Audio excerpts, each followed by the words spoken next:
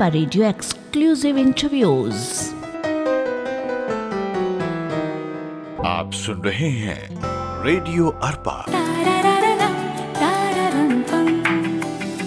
आज अरपा रेडियो के स्टूडियो में हमारे साथ हैं फिजियोथेरेपिस्ट डॉक्टर विक्रम द्विवेदी और आज हमारी बातचीत होने जा रही है इनके स्पेशलाइजेशन पे, फिजियोथेरेपी पे और हमारे आसपास फिजियोथेरेपी से जुड़े हुए कौन कौन से भ्रामक तथ्य हैं उन सभी के बारे में। तो डॉक्टर विक्रम, सबसे पहले आपका स्वागत है हमारे अरपा रेडियो के स्टूडियो में। और सबसे पहले हमने तो आपका बहुत बेसिक इंट्रोडक्शन दिया, तो सबसे पहले तो मैं आपका और डिटेल में इंट्रोडक्शन जानना चाहूंगी। जी, शुक्रिया यहाँ बुलाने के लिए। मैं बताना चाहूँगा कि मैं डॉक्टर विक्रम द्विवेदी हूँ, पेशे से फिजियोथेरेपिस्ट। बीपीटी करने के बाद मैंने एमपीटी की रिहेबिलिटेशन स्पेशलाइजेशन से। हमारे देश में सर्वोच्च पुनर्वास संस्था है स्वामी विवेकानंद राष्ट्रीय पुनर्वास प्रशिक्षण एवं अनुसंधान केंद्र, कटक जिले में है। केंद्रीय सरकार के श्रम मंत्रालय द्वारा संचालित होता है। वहाँ पे मास्टर्स की डिग्री अवेलेबल होती है गवर्नमेंट संस्था से। तो मैंने वहाँ पे 2011 में एमपीटी रिहेबिलिटेशन की डिग्री प्राप्त की। और फिर 2011 दिसंबर से मैंने अपने शहर बिलासपुर में ही फिजियोथेरेपी क्लिनिक से अपनी प्रैक्टिस स्टार्ट की थी। फिजियोथेरेपी में मास्टर्स करने के लिए विकल्प कई रहते हैं। बहुत सारे प्राइवेट कॉलेजेस, प्राइवेट यूनिवर्सिटीज ये डिग्री प्रोवाइड कराती हैं, बट हमें पहले ही समझ में आ गया था कि मास्टर्स करना मतलब अनुभव लेना, ड्यूटी करनी, रिसर्च करना, प्रेजेंटेशन देना, उसके बाद अपनी काबिलियत को साबित करके डिग्री लेना। तो ये केवल गवर्नमेंट इंस्टीट्यूट में ही पॉसिबल होता है। प्राइवेट इंस्टीट्यूट्स में आप जाते हैं या नहीं जाते हैं उससे मतलब होता नहीं है, और आपको डिग्री मिल जाती है तो आप एक काबिल फिजियोथेरेपिस्ट बन के निकलते हैं नहीं निकलते हैं इस पर संशय रहता है। इसीलिए हमने गवर्नमेंट के इंस्टीट्यूट, नेशनल गवर्नमेंट इंस्टीट्यूट से मास्टर्स डिग्री ली और 2011 से फिजियोथेरेपी की प्रैक्टिस कर रहे हैं। जब हम फिजियोथेरेपी के बारे में बात कर रहे हैं तो सबसे पहला सवाल यही होगा कि फिजियोथेरेपी है क्या? जी, बहुत अच्छा सवाल किया आपने। चिकित्सा विधि में इससे पहले जो हम लोग जानते थे एलोपैथी चिकित्सा, होम्योपैथी चिकित्सा, आयुर्वेदिक चिकित्सा, उसी प्रकार से फिजियोथेरेपी भी एक मॉडर्न मेडिकल साइंस है, मॉडर्न चिकित्सा पद्धति है जिसमें फिजियोथेरेपिस्ट पेशेंट के मूवमेंट और पेन को आधार बना के उनकी प्रॉब्लम का डायग्नोसिस बनाते हैं और मूवमेंट और अपने भौतिक साधनों और अपने हाथ के टैलेंट और एक्सरसाइज साइंस को यूज करके उनको दर्द मुक्त नॉर्मल लाइफ देते हैं। जैसे हम नॉर्मल डॉक्टर की बात करते हैं तो नॉर्मल डॉक्टर में हम देखते हैं कि स्त्री रोग विशेषज्ञ यानी गायनेकोलॉजिस्ट अलग हैं, न्यूरोलॉजिस्ट अलग हैं, ऑर्थोपेडिशियन अलग हैं। तो क्या फिजियोथेरेपी में भी ऐसे अलग अलग ब्रांचेस होते हैं? जी बिल्कुल। फिजियोथेरेपी में बैचलर्स डिग्री पूरी होने के बाद, मतलब बीपीटी पूरी होने के बाद जब आप मास्टर्स का ऑप्शन लेते हैं तो आपके पास अलग अलग ऑप्शन रहते हैं, जैसे कि empty in sports, empty in orthopaedics, empty in neurology, empty in paediatrics, empty in gynaecology, empty in rehabilitation. तो ये आप पर निर्भर करता है कि आप कौन सी ब्रांच में अपने आप को स्पेशलाइजेशन देना चाहते हैं। आप उस ब्रांच में जाएं और उस ब्रांच में पीजी करके, मतलब एमपीटी करके प्रैक्टिस में आए। अच्छा, तो जैसे आपने कहा कि एमपीटी इन गायनेकोलॉजी, जी, तो इसमें किस तरीके से फिजियोथेरेपी काम करती है, पहले मैं ये जानना चाहूंगी। बहुत बढ़िया। जैसे कि हमारे बहुत बड़े शरीर में एक अलग से अंग है हमारा पेट, महिलाओं में यूट्रस, हमारा लीवर, हमारे कमर के आसपास की मांसपेशियां। तो जो फिजियोथेरेपिस्ट एमपीटी इन गायनेकोलॉजी का ऑप्शन लेते हैं उनकी स्टडी, उनका रिसर्च, उनकी प्रैक्टिस ड्यूटी सारा का सारा उस एरिया पे केंद्रित रहता है। अच्छा। वो वहाँ के मसल की साइंस, वहाँ के मसल वर्किंग की साइंस, वो वहाँ के पैथोलॉजिकल साइंस और डिलीवरी के पहले, डिलीवरी के दौरान, डिलीवरी के बाद जो वीकनेस आती है, जो बदलाव आते हैं, उससे जो कॉम्प्लिकेशन फ्यूचर में होते हैं, कमर का दर्द और सामने पेट में दर्द, पेल्विक एरिया में दर्द, पेल्विक प्रोलैप्स या एब्डोमिनल प्रोलैप्स, ऐसे बहुत सारे कॉम्प्लिकेशंस होते हैं। तो उन साइंस की मदद से मूवमेंट साइंस, कुछ इंस्ट्रूमेंट्स और एक्सरसाइज साइंस और अपने हाथ की कला से जो सेटिंग प्रोसेस है उसकी मदद से वो कैसे उन कॉम्प्लिकेशन को रोक कर किसी पेल्विक डिसऑर्डर वाले पेशेंट को स्वस्थ जीवन दे सकते हैं। ये फिजियोथेरेपी एमपीटी गायनेकोलॉजिस्ट का काम होता है। अच्छा, आपका स्पेशलाइजेशन किस में है? मैंने स्पेशलाइजेशन किया रिहैबिलिटेशन में। अच्छा। कहने का मतलब ये है कि कोई भी व्यक्ति जो कि किसी भी वजह से ठीक से मूवमेंट नहीं कर पा रहा है या पेन दर्द से करा रहा है या दर्द से परेशान है जी। तो मुझे उस पेशेंट को, चाहे वो छोटा हो चाहे वो बड़ा हो, उनको दर्द मुक्त नॉर्मल मूवमेंट देना है। अच्छा। तो मेरी प्रैक्टिस में मैनुअल प्रोसेस, मतलब हाथ से मसल को रिलैक्स करना या बोन को सेट करना, जी। फिजिकल मोडालिटीज, जैसे बहुत सारी मोडालिटीज हमारे पास होती हैं, ultrasound, laser, infrared rays, pulse electromagnetic field radiation, traction device, weight bearing suspension devices, जरूरत पड़ने पर उनको यूज करना, प्लान्ड वे में एक्सरसाइज प्रिस्क्राइब करके उनको सिखाना। अच्छा। और काउंसलिंग करके दिनचर्या और काम की दिनचर्या को व्यवस्थित करना सिखाना। जी। ये मेरा तरीका है पेशेंट को ठीक करना। मैंने ओवरऑल बॉडी को कवर किया जी। बट जहां पे किसी विशिष्ट बॉडी पार्ट का क्रिटिकल प्रॉब्लम होगा तो मैं उस पेशेंट को उस स्पेशलिस्ट फिजियोथेरेपिस्ट के पास रिफर करूंगा। अच्छा। जैसे कि किसी पेशेंट को पेन भी है, दर्द भी है, बट उसका जड़ है कहीं ना कहीं उसकी पेल्विक ऑर्गन में, जी। तो मैं चाहूंगा कि वो अपना फिजियोथेरेपी किसी एमपीडी गायनेकोलॉजी से कराए। जी। कोई एक खिलाड़ी खेलते खेलते बार बार मोच खा रहा है, उसको किसी लिगामेंट की इंजरी हो गई या मसल का स्ट्रेन हो गया, तो उस मैकेनिज्म से इंजरी हुए बंदे को एक एमपीटी स्पोर्ट्स ही अच्छे से रिहेबिलिटेट कर पाएगा वापस स्पोर्ट्स के लिए। तो मैं उसको रिकमेंड करूंगा कि आप किसी एमपीटी स्पोर्ट्स से अपनी थेरेपी कराइए। कोई न्यूरोलॉजिकल पेशेंट जिसको न्यूरोलॉजिकल प्रॉब्लम हो गई है जी। और वो अब मूवमेंट नहीं कर पा रहा है या दर्द में है, अगर मेरी फिजियोथेरेपी टेक्निक से मैं उसको कवर नहीं कर पाऊंगा, मुझे ऐसा लगता है प्राइमरी असेसमेंट के बाद, तो मैं उसको रिकमेंड करूंगा कि आप किसी एमपीटी न्यूरो से मुलाकात कीजिए। बट जनरली मैंने पिछले 13 साल की प्रैक्टिस में ये पाया, जब मैं आया था एमपीटी करके जी। तो मास्टर्स ऑफ फिजियोथेरेपी केवल मैं ही था। अच्छा। बैचलर्स ऑफ फिजियोथेरेपी बहुत थे जी। धीरे धीरे 1-2 साल में अलग अलग फील्ड के एमपीटी आने लगे, उन्होंने प्रैक्टिस भी स्टार्ट की। एमपीटी ऑर्थो बहुत हुए, एमपीटी न्यूरो बहुत आए, उन्होंने प्रैक्टिस भी की। तो हम अपनी प्रैक्टिस में शुरू से ये इस्तेमाल किए कि हम हर मरीज को कैसे बेहतर कर सकें वो करें, और अगर ना कर पाए तो रिफर कर दें। जी। तो देखने में आया है कि अभी तक सिवाय सर्जरी के या इन्फेक्शन के या कैंसरस प्रॉब्लम के लिए जो पेशेंट है मुझसे मिले, उनको छोड़ के स्पोर्ट्स इंजरी वाले पेशेंट भी, डिलीवरी के बाद कमर की कमजोरी दर्द वाले पेशेंट भी, न्यूरोलॉजिकल प्रॉब्लम की वजह से पैरालिसिस वाले पेशेंट भी, डिस्क बल्ज की वजह से sciatica पेन वाले पेशेंट भी, आर्थराइटिस वाले पेशेंट भी क्लिनिक में आए, और मैंने अपने नॉलेज से, अपने साइंस से सबको ट्रीटमेंट देके नॉर्मल लाइफ दी। अच्छा, मैं ये जानना चाहूंगी कि किसी भी इंसान को अगर डॉक्टर ने प्रिस्क्राइब नहीं किया है, बेसिकली तो डॉक्टर जब बोलते हैं कि आप फिजियोथेरेपिस्ट से मिलिए, तब लोग जाते हैं और फिजियोथेरेपिस्ट से मिलते हैं। हाँ। तो अगर डॉक्टर ने प्रिस्क्राइब नहीं किया है, तब किसी इंसान को पता कैसे चलेगा कि हाँ अब ये समय है और इस समय मुझे फिजियोथेरेपिस्ट के पास जाना चाहिए? बहुत बढ़िया सवाल किया आपने। हम जिस देश में रहते हैं उस देश में पहले से ही एलोपैथिक मेडिकल सिस्टम हावी है जी। एक बच्चे को भी बचपन से पता चल जाता है कि कुछ भी प्रॉब्लम हो तो या तो गोली खाना है या इंजेक्शन लगाना है। ये एक सिस्टम चल रहा है जी। जैसे जैसे समय बदल रहा है, लोग के पास मीडिया आया, इंटरनेट आया, लोग यूट्यूब देख रहे हैं, रील्स देख रहे हैं, तो अब जो डॉक्टर्स भी पहले से प्रैक्टिस कर रहे हैं उनके योगदान से, जो विद्वान लोग समाज में हैं जी। जो सेहत के बारे में कुछ नॉलेज रखते हैं, उनके सहयोग से और इंटरनेट के सहयोग से, जो हम टाइम स्पेंड करते हैं इंटरनेट में जी। हमें पहले वहां एक बार टटोलना चाहिए या बड़ों से जानकारी लेनी चाहिए या किसी प्रॉब्लम से ग्रसित व्यक्ति से जानकारी लेना चाहिए कि इस प्रॉब्लम में मुझे किस डॉक्टर के पास पहले जाना चाहिए जी।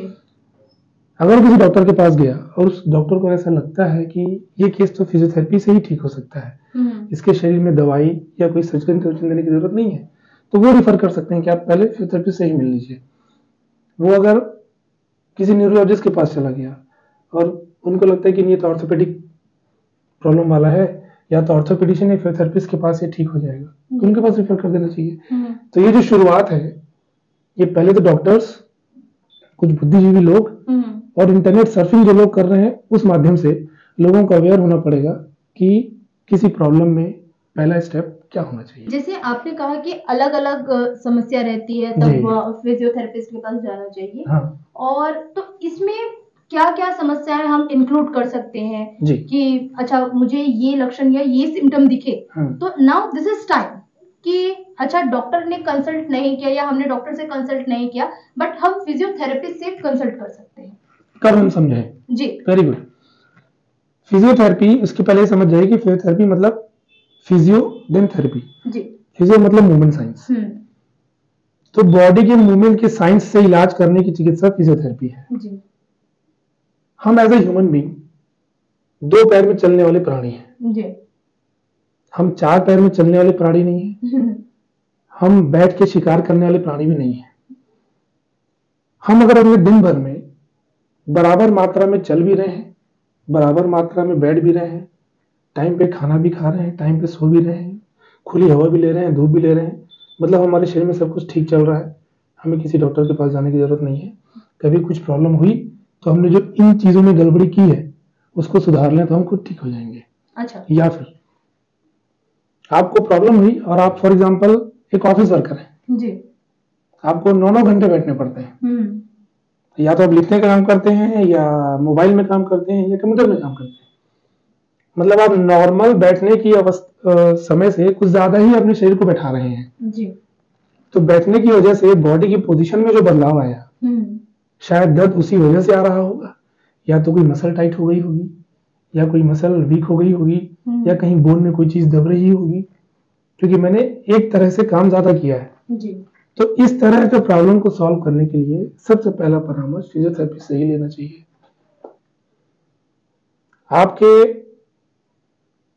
आप एक गृहिणी है। जी। गृहिणी है, 40-45 साल हो गए, अचानक आपके कमर में दर्द हो रहा है, तो आप पहले ये सोचें कि एक अच्छी दिनचर्या में से मैं कौन सी चीज नहीं कर रही हूं। अच्छा। कई महिलाओं को ऐसा लगता है कि हम दिन भर घर का इतना काम कर लेते हैं तो हमारी एक्सरसाइज हो जाती है। हाँ। एक्सरसाइज का मतलब काम करना नहीं होता। तो एक्सरसाइज एक साइंटिफिक डिजाइन मूवमेंट है बॉडी को नॉर्मल करने के लिए, बॉडी को हील करने के लिए। एक महिला जो दिन भर घर में काम करती है वो एक प्रेशर में, जिम्मेदारी में करती है, मतलब वो बैठ के बहुत देर काम कर रही है या खड़े होकर बहुत देर काम कर रही है, वो एक प्रेशर है, एक्सरसाइज ही नहीं है। तो खुद इवैल्यूएट करें कि मैंने इतने महीनों से क्या किया ऐसा कि मुझे कमर का दर्द हो रहा होगा। मैं बैठे बैठे काम ज्यादा कर रही हूँ, या टीवी ज्यादा देख रही हूँ, या गलत तरीके से बैठ रही हूँ, कि ट्रैवल ज्यादा कर रही हूँ, या खड़े खड़े ज्यादा कर रही हूँ। मुझे कोई इन्फेक्शन तो हुआ नहीं है, मैं कहीं गिरी तो हूं नहीं, मुझे कहीं चोट तो लगी नहीं है, फिर भी दर्द हो रहा है, मतलब पहले मुझे फिजियोथेरेपिस्ट से मिल लेना चाहिए। अच्छा। अगर हमारा कहीं एक्सीडेंट हो जाए, या हमें बुखार हो, इन्फेक्शन हो रहा हो और हमें दर्द हो रहा हो, तो हमें सबसे पहले इधर ऑर्थोपेडिशियन वो या जनरल एमडी फिजिशियन या न्यूरोलॉजिस्ट, उनसे मिलना चाहिए। और बिना ट्रॉमा के, बिना चोट के, बिना इन्फेक्शन के और बिना किसी कैंसर या क्रिटिकल प्रॉब्लम के आपको दर्द हो रहा है, तो सबसे पहले फिजियोथेरेपिस्ट से मिले, उनको अपनी बॉडी चेक कराएं, वो अपने असेसमेंट से आपको बता देंगे कि दर्द क्यों हो रहा है, और अगर उनके पास सही ट्रीटमेंट नहीं हुआ आपको ठीक करने का, तो वो आपको सही डॉक्टर के पास रेफर कर देंगे। जी। जैसे आपने कहा कि बहुत सारी अलग अलग प्रॉब्लम्स हैं, और उन प्रॉब्लम्स को हम जब रिकॉग्नाइज करते हैं, हाँ, तब उस समय हमको फिजियोथेरेपिस्ट से मिलना चाहिए। जी। तो बहुत सारी अलग अलग चीजें हम देखते हैं, जैसे अभी के समय में, अभी के दौर में बहुत ज्यादा प्रचलन में है कह सकते हैं, या सबसे ज्यादा हमको देखने को मिलते हैं लाइफस्टाइल डिसऑर्डर्स। यस। जी।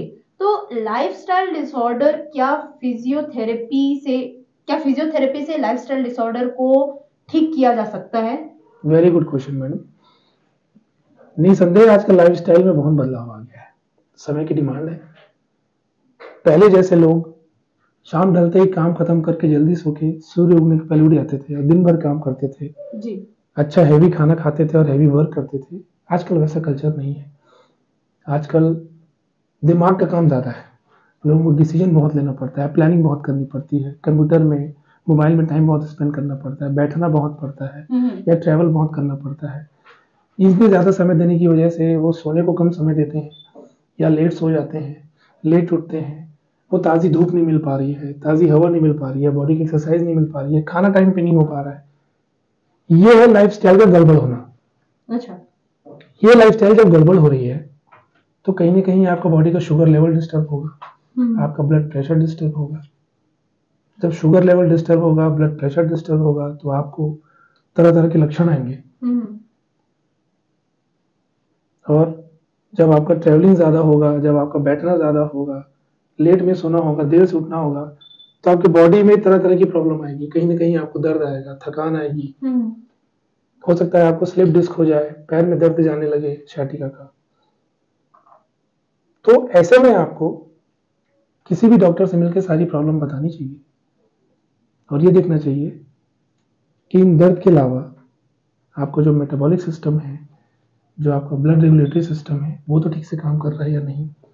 अगर बीपी और शुगर की भी प्रॉब्लम आपको होने लगी है तो एमडी फिजिशियन जो होते हैं वो प्रॉपर आपका ब्लड टेस्ट करके, आपकी काउंसलिंग करके आपको दवाई बताएंगे, आपको सही दिनचर्या बताएंगे। आप उस दिनचर्या को फॉलो कीजिए। उस दिनचर्या को फॉलो करने के बाद भी आपको दर्द में समाधान नहीं मिल रहा है तो आप फिजियोथेरेपिस्ट के पास जाइए। तो फिजियोथेरेपिस्ट क्या करेंगे, उनकी गलत दिनचर्या की वजह से जहां जहां पे टाइटनेस आई है, जहां जहां पे जॉइंट स्पेस कम हुए हैं, जहां जहां पे लिगामेंट के मसल स्ट्रेच हो गए हैं, जहां जहां पे पोस्चर तिरछा या गड़बड़ हो गया है, वो सबको अपनी विधा से वो ठीक करेंगे। अच्छा। तो आपका दर्द ठीक हो जाएगा। अब अगर आप केवल फिजियोथेरेपिस्ट बस से मिले तो फिजियोथेरेपिस्ट आपको सजेस्ट तो करेंगे कि आपको शुगर भी है, बीपी भी है, आप दिनचर्या ठीक कीजिए, लेकिन वो आपको बीपी शुगर की मेडिसिन प्रिस्क्राइब नहीं करेंगे जी, क्योंकि वो उनका राइट नहीं है। तो वो आपको बताएंगे कि आप एक अच्छे जनरल फिजिशियन से मिलिए, साथ साथ में बीपी शुगर की दवाई भी चलाइए, अपनी दिनचर्या में सुधार खुद से करना शुरू कीजिए, और जो प्रॉब्लम परसिस्ट कर रही है पेन की, किसी मसल टाइटनेस या किसी जॉइंट की डिस्टर्बेंस है, उसको फिजियोथेरेपी से ठीक कराइए। तो ये जो पूरा काउंसलिंग है, ये जो पूरा डिसीजन मेकिंग है, वो आपको फिजियोथेरेपिस्ट की मुलाकात से मिल जाएगा जी। तो जो प्रॉब्लम को फिजियोथेरेपिस्ट ठीक करना कर सकेगा उसको वो ठीक करेगा, और जहाँ पे दवाई की जरूरत पड़ेगी वो आपको रिलेटेड मेडिकल प्रैक्टिशनर के पास रेफर कर देगा। अच्छा, तो जैसे हम ये देखते हैं कि नॉर्मली अगर हमको थोड़ा सा भी दर्द हो रहा है, हाँ, तो हम कोई एक मसल रिलैक्सिंग क्रीम ले आएंगे और वो हम यूज करते हैं तो उससे हमको रिलीफ मिलता है। हाँ। ये कहाँ तक काम करता है और क्या ये हमारे दर्द में राहत लाने के लिए, और क्या ये क्योर करता है? मैम, बहुत अच्छी बात कही आपने। ये बहुत कॉमन प्रश्न है आप जो बोल रही हैं जी। लोग इजीली डॉक्टर के पास जाना नहीं चाहते क्योंकि उनके पास टाइम नहीं है जी, या कहीं से उनको पता है कि डॉक्टर के पास जाएंगे तो डॉक्टर फिर एक्सरे लिखेगा, दवाई देगा, ये सब नहीं खाना है, खर्चा बहुत है। तो बेटर है भैया मेडिकल के पास जाओ, उससे क्रीम ले लो, क्रीम लगा लो, ठीक हो जाएगा जी। मैं ये कहना चाहूंगा कि आपके बॉडी में कभी भी कोई दर्द आता है ना, तो आप सबसे पहले एक बार अच्छे से टाइम लेके किसी फिजियोथेरेपिस्ट से मिलिए, उससे अपना प्रॉब्लम डिस्कस कीजिए। फिजियोथेरेपिस्ट आपके लिए बहुत बड़ा मेडिकल हेल्थ मीडिएटर का काम करता है। उसके पास नॉलेज लगभग सारी चीजों का होता है, वो एक्सपर्ट फिजियोथेरेपी साइंस में होता है। तो वो आपकी प्रॉब्लम को सुन के आपको सही गाइड कर सकता है कि आप केवल दिनचर्या को सुधारने से ठीक हो जाएंगे, या केवल खुद से कुछ स्ट्रेचिंग एक्सरसाइज करने से ठीक हो जाएंगे, या एक दो फिजियोथेरेपी सिटिंग लेने से, ट्रीटमेंट लेने से ठीक हो जाएंगे, या किसी मेडिकल डॉक्टर से आपको भी मिलना पड़ेगा। ये सारा जो डिसीजन मेकिंग है ना, जो मार्गदर्शन है जी, तो आपको सबसे अच्छा फिजियोथेरेपी से मिल जाएगा। अच्छा, तो वो जो ट्यूब या वो जो लोशन वो काम करता है, फिर वो क्या है? हाँ, ये जो ट्यूब होते हैं इनमें कंटेंट होते हैं अलग अलग जी। किसी में डाइक्लोफिनाक कंटेंट होते हैं, किसी में आइसोफ्लेविक कंटेंट होते हैं। ये फिजियोथेरेपिस्ट आपकी पूरी बात सुनेंगे, आपका रूटीन समझेंगे, कुछ मूवमेंट करके चेक करेंगे, फिर वो आपको बता देंगे कि केवल मसल टाइटनेस का दर्द है या डिस्क का दर्द है या किसी जॉइंट का दर्द है और ये कैसे ठीक होगा। फिर आप उस प्रकार से उसको ठीक करा लीजिए। मेरे कहने का मतलब ये है कि कुछ भी दर्द उठे ना तो पहली बार में कुछ दवाई खाने या कुछ क्रीम लगाने से अच्छा है कि आप एक फिजियोथेरेपिस्ट से मिल लीजिए, जो भी नियर बाई फिजियोथेरेपिस्ट आपके पास है उससे मिल लीजिए एक बार कि दर्द क्यों हो रहा है। फिजियोथेरेपिस्ट उसको ठीक कर सकेगा तो आपको करेगा, नहीं तो आपको एक सही रास्ता दिखाएगा कि दर्द की वजह यह है, आपको इस रास्ते पे चलना है। जी। तो बेसिकली कि वो जो लोशन और वो जो क्रीम है वो हमारे ब्रेन पे काम करता है, हमारे सेंसेशंस पे काम करता सेंसेशन है, पे काम करता है, ना कि हमारे रूट कॉज पे काम करता है। डेफिनेटली। ठीक, तो जैसे हमारी जो बातचीत चल रही थी, थ्रू आउट द कन्वर्सेशन एक चीज बहुत ज्यादा नोटिस की कि एक्सरसाइज को बहुत ज्यादा प्रेफरेंस दिया गया है। हाँ, है ना, कि पूरे जो हमारा रेगुलर रूटीन है उसमें एक टाइम हम निकालें एक्सरसाइज के लिए भी, और भी बहुत सारे अलग अलग प्लेटफॉर्म्स पे हम सुनते हैं। बिल्कुल। तो किस तरीके का एक्सरसाइज करना सही होता है? जैसे हम देखते हैं कि कुछ लोग जो है वो जिम जाके एक्सरसाइज करना पसंद करते हैं, कुछ लोग कहते हैं कि नॉर्मल हम वॉक करेंगे, कुछ लोग बंद कमरे में रह के एक्सरसाइज करना पसंद करते हैं। तो किस तरीके का एक्सरसाइज एक हेल्दी इंसान को बेसिकली करना चाहिए फिट रहने के लिए? बहुत बढ़िया मैडम, फिजियोथेरेपिस्ट बनने के पहले मैं भी एक आम आदमी था जी। तो ये जो सवाल है ना, ये मेरे मन में भी आता था कि अब मैं तो एक्सरसाइज को समझ चुका हूँ, पर जो सामने वाला है वो कैसे समझेगा? वो जब तक मुझसे नहीं मिलेगा या एक एक्सपर्ट से नहीं मिलेगा, उस एक्सरसाइज के बारे में पता ही नहीं चलेगा। तो 2014-15 में हमने एक साल एक सर्वे बेस्ड रिसर्च किया था, मैं और मेरे टीचर्स ने मिलकर बिलासपुर में ही, ये जानने के लिए कि एक आम आदमी के लिए एक्सरसाइज का मतलब क्या होता है। हमने देश के अलग अलग कोने में अलग अलग लोगों को जिम्मेदारी दी थी, फिजियोथेरेपिस्ट को ही, एक क्वेश्चनर फिल करने के लिए लोगों से मिलके। वो लोग आपके किसी पड़ोसी भी हो सकते हैं, कोई गार्डन में घूमने वाले लोग भी हो सकते हैं, कोई साथ में काम करने वाले लोग भी हो सकते हैं। तो उस सर्वे में हमारे सामने ये आया कि लोग एक्सरसाइज का मतलब क्या समझते हैं। 70% लोग एक्सरसाइज का मतलब ये समझते हैं हाथ पैर को हिलाना, ये रिजल्ट आया जी। 10% लोग एक्सरसाइज का मतलब ये समझते हैं कि जब डॉक्टर के पास गए, डॉक्टर ने 3-4 कुछ मूवमेंट सिखा दिए, वो एक्सरसाइज है। 10% लोगों ने 15% लोगों ने बताया एक्सरसाइज मतलब वो जो सामने वाला कर रहा है, अच्छा, वो जैसा करता है वैसा मैं भी करना चालू कर दूं, तो मेरे लिए एक्सरसाइज हो गई। और 5% लोग ऐसे हैं जो एक्सरसाइज का मतलब ये समझते हैं वजन उठाना, अच्छा, और शरीर बनाना, वेट लिफ्टिंग। तो एक्सरसाइज का रियल मतलब तो 100 में से कोई परसेंट भी नहीं बता पाया। जबकि एक्सरसाइज का मेन मतलब ये होता है साइंटिफिकली डायरेक्टेड ऐसा मूवमेंट पैटर्न जो बॉडी की नीड को फुलफिल करे। हर इंडिविजुअल की नीड अलग है, तो हर इंडिविजुअल के हिसाब से साइंटिफिक मूवमेंट पैटर्न डिजाइन करना कि जिस मूवमेंट पैटर्न को फॉलो करते रहे और अपने आप को स्वस्थ रखे, रोग मुक्त रखे जी, ये है एक्सरसाइज थेरेपी। और इसकी स्टडी और इसका नॉलेज एक फिजियोथेरेपिस्ट को होता है। तो एक फिजियोथेरेपिस्ट को पता होता है कि किस व्यक्ति के लिए एक्सरसाइज का मतलब क्या होता है जी। आप प्लीज जनरली बताऊं मैं, एक सामान्य आदमी जी चलता फिरता रहता है, रुकता बैठता है, घर में कुछ काम करता है, टीवी देखता है, मोबाइल देखता है, मतलब वो अपने बॉडी के हर पार्ट को यूज कर रहा है जी। अपने गर्दन को भी यूज कर रहा है, कंधे को भी यूज कर रहा है, पीठ को भी, घुटने को भी, कमर को, सबको जी। तो वो हर दिन सवेरे कम से कम 50-50 बार अपने सारे जोड़ को हर दिशा में मूवमेंट करना चाहे तो कर ले। अच्छा, अपने गर्दन को हर दिशा में घुमा ले 50 बार, या ऐसे ऐसे ऐसे ऐसे कर ले। अपने कंधे को हर दिशा में घुमाए, स्कूल में पीटी कराते थे वैसा कर ले जी। सामने झुक के पीछे मुड़ जाए। अच्छा, अपने घुटने को हर दिशा में घुमा ले 50 बार। तो ऐसे अपने हर जोड़ को 50-50 बार मूवमेंट कर ले और अपने आप को बीमार होने से ग्रसित होने से बचा के रखे। अच्छा। बट अगर किसी को ऑलरेडी किसी प्रकार का दर्द है और वो मेरी बात सुनेगा, 50-50 सारे जोड़ को मूवमेंट करना चालू कर देगा, हाँ। तो शायद उस एरिया में जहाँ पे उसको पहले से दर्द है वहां पे दर्द बढ़ जाए, क्योंकि उस एरिया की नीड अलग है। तो ये जो मैंने बात बताई वो उन लोगों के लिए है जिनको फिलहाल कोई दर्द नहीं है और जो पूरे स्वस्थ हैं और जो चाहते हैं कि हम स्वस्थ रहें। तो वो कुछ ना कर सके तो कम से कम हर जोड़ का 50-50 मूवमेंट कर ले और तन के अपनी मैक्सिमम स्पीड में हाथ हिलाते हुए 30 मिनट पैदल चल ले। 30 मिनट पैदल चल ले, अच्छा, और 50-50 मूवमेंट कर ले। पौन घंटे या सवा घंटे, 1 घंटे 20 मिनट लगेगा। आप प्रतिदिन 1 घंटा 20 मिनट खुद को देखे, भविष्य में मेडिकल का खर्च होने से बचा सकते हैं। अच्छा, तो ये चलने की बात भी है, तो इसमें भी बहुत सारे कॉन्ट्रडिक्शंस हैं। जैसे? कि किस तरीके से चलना चाहिए, फास्ट वॉक करना चाहिए। मैंने अभी आपको वर्ड यूज किया जी, सवेरे सवेरे फ्रेश होके अपनी मैक्सिमम स्पीड में तेज चलना। Maximum speed. मैंने शाम भी नहीं बोला, जी, मैंने रात भी नहीं बोला, हाँ, मैंने स्लो भी नहीं बोला, जी, मैंने एक वर्ड में पूरा एक्सप्लेन कर दिया।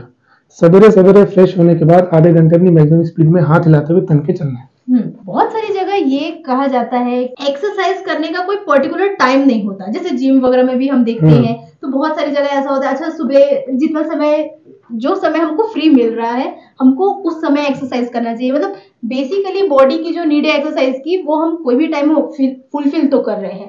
तो ये कॉन्सेप्ट कितना सही है वो बताइए। Very good. हर मूवमेंट एक्सरसाइज नहीं होता है।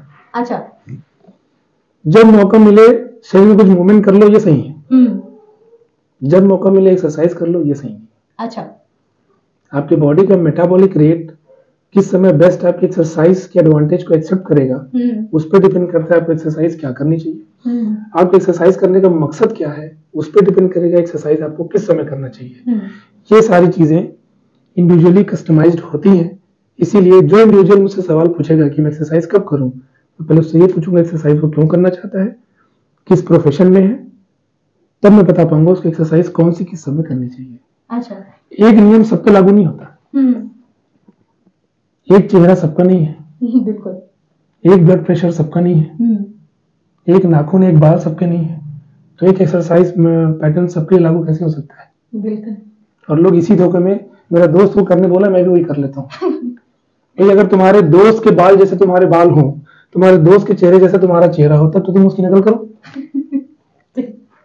सो हमें नकल करने में स्मार्टनेस दिखानी है।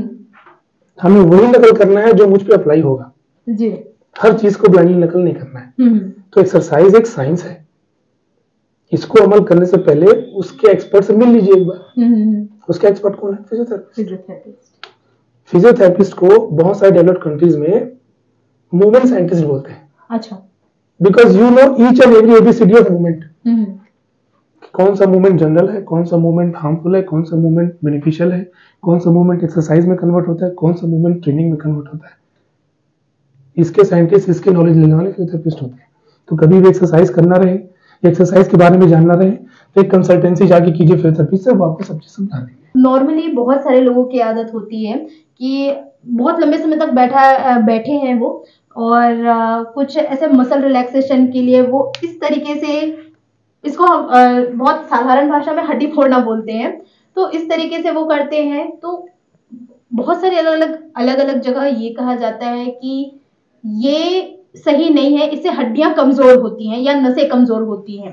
तो ये कहाँ तक सही है? क्या इससे सच में कोई कमजोरी आती है शरीर में, या इसके पीछे कोई और साइंस है? जी, बहुत से लोग जो खुद से किसी बॉडी का मूवमेंट करके कट से आवाज लाते हैं जी, और बोलते हैं कि हमने अपनी हड्डी फोड़ ली, वो दरअसल हड्डी फोड़ना नहीं होता। अच्छा, आपका कोई एक जॉइंट एक गलत पोजीशन में स्टिफ हो गया है, आपने तेज झटके से कुछ मूवमेंट किया और वो फ्री हुआ, तो जो लिगामेंट रिपोजिशन हुए वो उसकी आवाज आती है। अच्छा, तो ये छोटे मोटे स्टिफनेस को खुद के मूवमेंट पैटर्न से ठीक करने में कोई बुराई नहीं है। आप वापस से इस जॉइंट को सही पोजीशन में ले आते हैं। अच्छा, जब ज्यादा गड़बड़ होगी ना, तो आप उसको फोड़ ही नहीं पाओगे। मतलब ये है कि आप ऐसे करोगे तो भी आवाज नहीं आएगी, ऐसे से करोगे तो भी आवाज नहीं आएगी, ऐसे करोगे तो भी आवाज नहीं आएगी। अच्छा, मतलब वो आवाज आ रही है, मतलब ये आपके हाथ में है वो। ओके, अभी आपके हाथ में है वो। आप खुद से एक सही पैटर्न करके उसको ठीक कर लिए। पर जब वो सच में गड़बड़ हो जाएगा ना, तो आप करोगे तो भी नहीं मिलेगा, आपको करने में दर्द होगा। अच्छा, मतलब बेसिकली आपकी बॉडी अगर स्टिफ हो जाएगी तब ये मूवमेंट नहीं होगा, that will be problem. Yes, okay. जब तक वो स्टिफ होने की कगार में है, तब तक वो आपके द्वारा ऐसे करके या ऐसे करके या ऐसे करके जो मूवमेंट होते हैं जी, उससे उसका रिपोजिशन कर सकते हैं। अच्छा, लेकिन बार बार वो गड़बड़ हो रहा है, तो आप बार बार ऐसे ऐसे मत करो। आप जाके समझो फिजियोथेरेपिस्ट के पास विजिट करके कि ऐसा क्यों हो रहा है, मेरी दिनचर्या में, मेरी मूवमेंट में, मेरे बैठने खड़े होने में से क्या प्रॉब्लम जा रही है कि बार बार ऐसा हो रहा है। वो आपको सही साइंस बता के उसको ठीक करने का तरीका बता देंगे। तो बेसिकली हम जिस तरह चलते हैं, बैठते हैं, खड़े होते हैं और कोई भी एक्टिविटी करते हैं, तो उसमें हम लोग को बहुत ज्यादा ध्यान रखना होता है कि हमारा पोस्चर कैसा है, यस यस यस, हम किस तरीके से चल रहे हैं, मतलब हर एक चीज जो है वो फिजियोथेरेपी से जोड़ती है। Yes, because physiotherapy is a movement science जी। और आपका पोस्चर एक प्रकार का स्टेशनरी मूवमेंट है, जहाँ पे मूवमेंट हो रहा है आपको दिख नहीं रहा है। हाँ। आपकी बॉडी स्टेशनरी है, तो उसका साइंस करके डीलिंग तो फिजियोथेरेपिस्ट ही करेंगे। जनरली हमारी स्पाइन का जो आकार है, मुझे लगता है जितने लोग इंटरनेट में सर्फिंग करते हैं ना, यूट्यूब, इंस्टाग्राम, ये सब, उनको अपनी बॉडी के बारे में देखना चाहिए कि मेरा नॉर्मल पोस्चर कैसा है, मेरी मसल कैसे काम करती है, तब उनको रियलाइज होगा अरे मैं तो गलत बैठता हूँ, मुझे ऐसा बैठना चाहिए। जब ये सब चीजों का होगा ना, तब लोग खुद से ठीक करना चालू करेंगे अपने आप को, और जब गड़बड़ी आएगी तो सही व्यक्ति के पास पहुंचेंगे। और अब समय हो गया है कि इस कार्यक्रम से विदा लें, लेकिन उससे पहले मैं आपसे ये जानना चाहूंगी कि इस पूरे बातचीत के दौर में कोई एक ऐसी चीज जो बहुत जरूरी है और वो छूट गई हो, जो आप बताना चाहेंगे?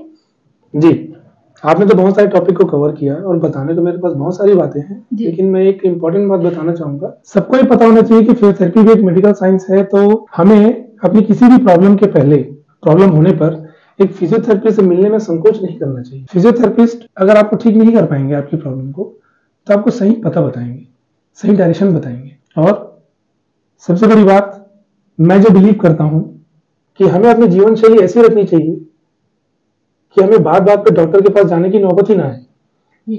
उससे सबसे बड़ा मंत्र उसका ये है कि आप टाइम पे उठें, नियमित टाइम पे अपना भोजन करें, पानी अच्छे से पिएं, रोज सुबह अच्छे से व्यायाम करें, सकारात्मक सोचें, और स्क्रीन टाइम एक दिन में 1 घंटे से ज्यादा ना रखें। स्क्रीन टाइम मोबाइल और टीवी दोनों का है।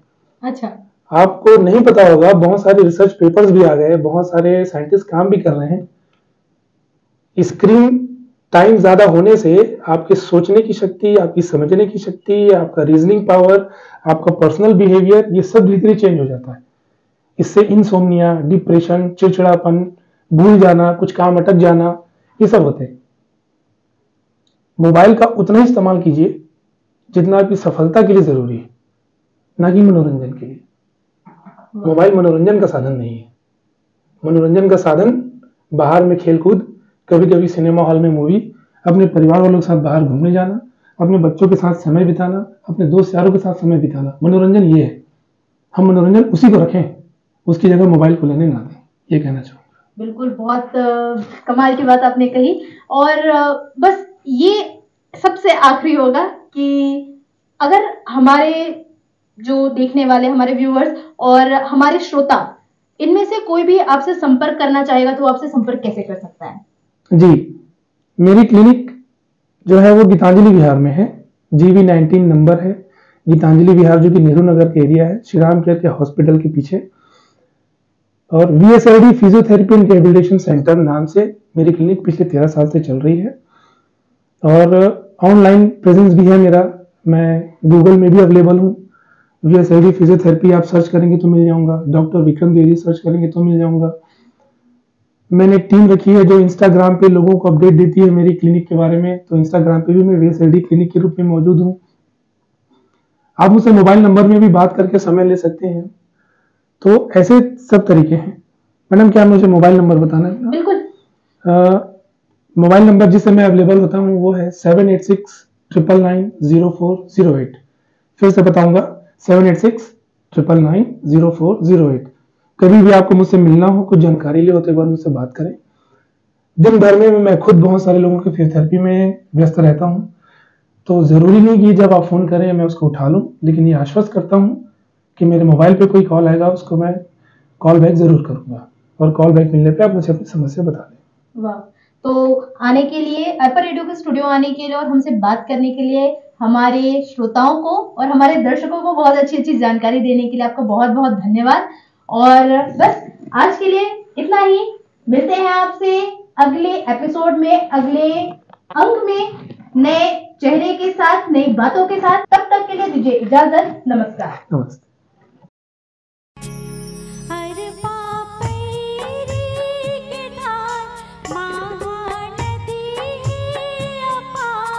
ये है आपका अपना अर्पा कम्युनिटी रेडियो बिलासपुर और अर्पा वेब रेडियो।